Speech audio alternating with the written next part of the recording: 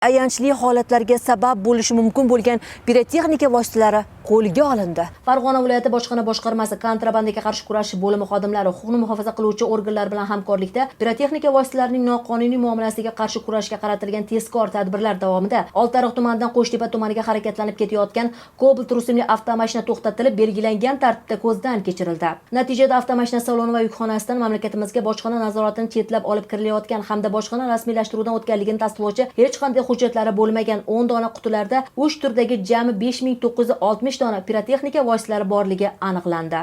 Xuddi shu yo'nalishda harakatlanib ketayotgan aynan mana shunday Lacetti rusumli avtomashina ham to'xtatilib tekshiruvdan o'tkazilganda mashina salonidan qutilarga yashirilgan 5624 dona pirotexnika vositalari topilgan. Tezkor tadbirlar davomida umumiy qiymati 96 million so'mlik 11500 donadan ziyod pirotexnika vositalarining chetdan noqonuniy olib kirilishi va aylanishiga chek qo'yildi. Hozirda mazkur holatlar yuzasidan tergovga qadar tekshiruv harakatlari olib borilmoqda.